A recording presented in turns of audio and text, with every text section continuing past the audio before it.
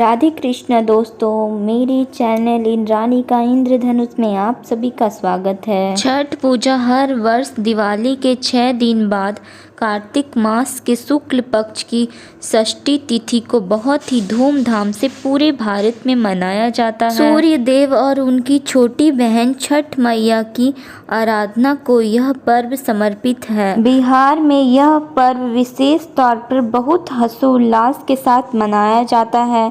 इस वर्ष 2022 में छठ पर्व पूजा 30 अक्टूबर दिन रविवार को की जाएगी। छठ व्रत सबसे कठिन व्रतों में से एक माना जाता है। इस दौरान व्रतधारी लगातार 36 घंटे का व्रत रखते हैं और पानी भी ग्रहण नहीं करते। छठ पर्व षष्ठी तिथि से 2 दिन पहले यानी चतुर्थी से नहाय खाए से आरंभ हो जाता है और विभिन्न परंपराओं को निभाते हुए पूरे 4 दिनों तक चलता है। इस पर्व में सूर्य देव को अर्घ्य देने का सबसे ज़्यादा महत्व माना गया है।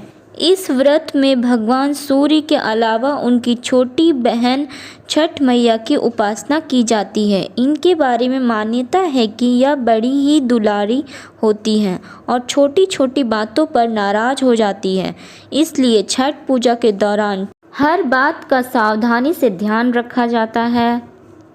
तो आइए दोस्तों, जानते हैं इस वर्ष छठ पूजा की तिथियां क्या है और 4 दिनों तक चलने वाला यह त्यौहार कैसे मनाया जाता है। पहला दिन नहाय खाए कार्तिक मास के शुक्ल पक्ष की चतुर्थी तिथि से छठ पूजा का आरंभ होता है।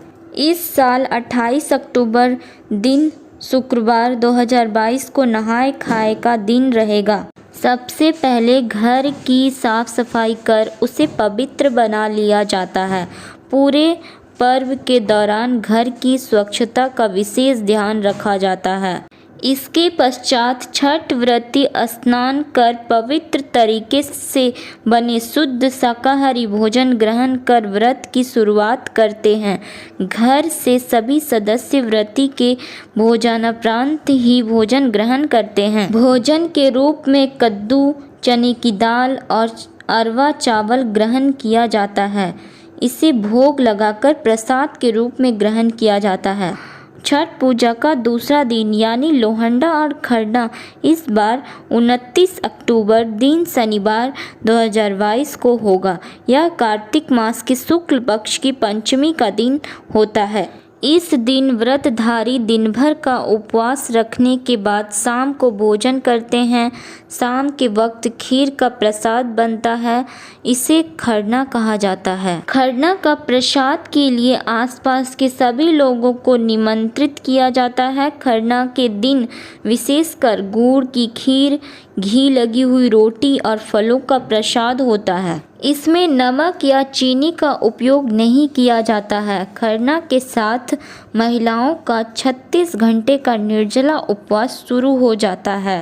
तीसरा दिन संध्या अर्घ्य। तीसरे दिन कार्तिक शुक्ल षष्ठी को दिन में छठ प्रसाद बनाया जाता है। प्रसाद के रूप में ठेकुआ के अलावा चावल के लड्डू भी बनाया जाता है। इसके अलावा चढ़ावे के रूप में लाया गया सांचा और फल भी छठ प्रसाद के रूप में शामिल होता है। शाम को पूरी तैयारी कर बांस के सूप में फल, फूल व ठेकुआ का प्रसाद सजाकर व्रती के साथ परिवार तथा पड़ोस के सारे लोग डूबते हुए सूर्य को अर्घ्य देने घाट की ओर चल पड़ते हैं। सभी छठ व्रती एक तय तालाब या नदी किनारे इकट्ठा होकर सामूहिक रूप से अर्घ्य दान संपन्न करते हैं। सूर्य को जल और दूध का अर्घ्य दिया जाता है तथा छठी मैया के प्रसाद भरे सूप से पूजा की जाती है। इस दौरान कुछ घंटे के लिए मेले का दृश्य बन जाता है।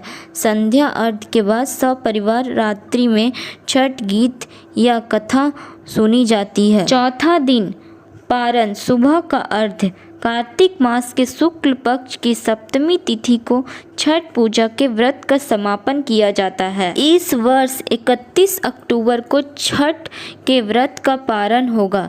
इस दिन सूर्योदय से पहले ही नदी पहुंचकर उगते हुए सूर्य को अर्घ्य देने की प्रथा है। व्रती वहीं पुनः इकट्ठा होते हैं जहां उन्होंने शाम को अर्घ्य दिया था। पुनः पिछली शाम की प्रक्रिया दोहराई जाती है। इसके बाद व्रती सूर्य देव को अपनी मनोकामना मांगने के बाद प्रसाद ग्रहण कर अपना व्रत पूर्ण करते हैं। इस प्रकार 4 दिनों तक 4 परंपराओं को बेहद श्रद्धा, आस्था और विश्वास के साथ निभाया जाता है और छठ पर्व को पूर्ण किया जाता है। जय छठी मैया। अगर मेरा वीडियो आपको पसंद आया तो इसे लाइक, शेयर और मेरे इस चैनल को सब्सक्राइब करना ना भूलें। मिलते हैं बहुत जल्द एक नए वीडियो के साथ।